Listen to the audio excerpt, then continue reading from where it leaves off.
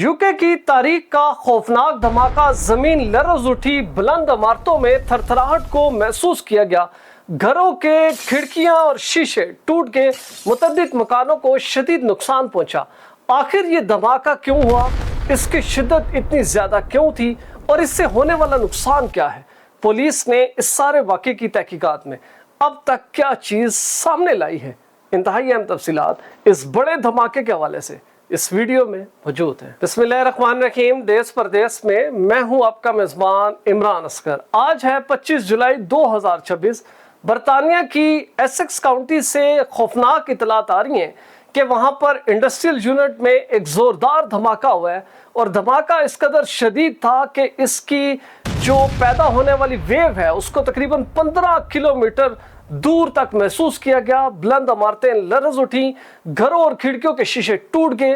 पूरा फर्टिलाइजर जो industrial unit है मुकम्मल तौर पर मुनहदम हो चुका है और इससे लगने वाली आग पर काबू पाने के लिए एसेक्स काउंटी के जो फायर टेंडर्स हैं उनकी बड़ी तादाद मौके पर पहुंची है और बताया जा रहा है कि तकरीबन 100 से ज़ायद फायर फाइटर्स ने इस पूरी फायर फाइटिंग को कर्टेल करने में अपना हिस्सा लिया है। बताया गया है कि आग पर बड़ी हद तक काबू पा लिया गया है और इब्तदाई जो इन्वेस्टिगेशन की गई उसमें एसेक्स पुलिस और एम्बुलेंस सर्विसेज ने मीडिया को आगाह किया है कि बुनियादी तौर पर ये जो इंडस्ट्रियल यूनिट है यहाँ पर बरतानिया के बड़े जो ज़रूरी इलाके हैं उनके लिए खाद तैयार की जाती है और इसी खाद को इस्तेमाल करके बरतानिया की फसलों को उगाया जाता है।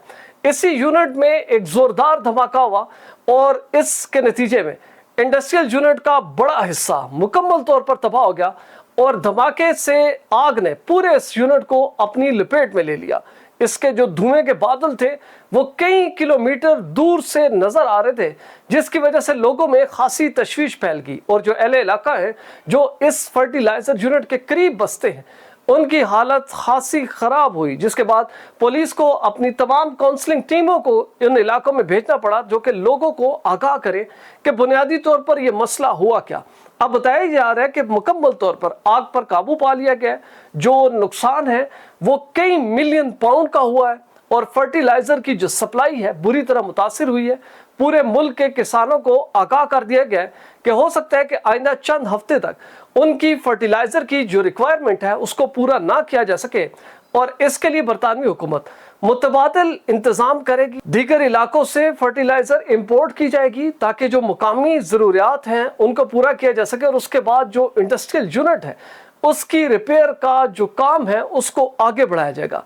बरतानवी पुलिस का यह कहना है कि सारे मामले की तहकीकात के साथ ये मामला देखा जा रहा है कि आखिर इस धमाके की शिद्दत इतनी ज़्यादा क्यों थी।